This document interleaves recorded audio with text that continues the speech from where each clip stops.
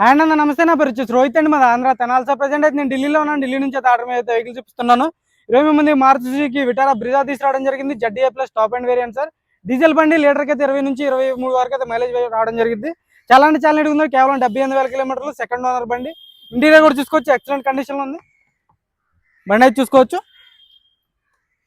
100కి 70-80% seat కవర్లు ఉండడం జరిగింది సార్. టైర్లు కూడా 100కి 60-70% సీట్ సార్ టైర్ పర్సెంటేజ్ అయితే ఉండడం జరిగింది. చూసుకోవచ్చు.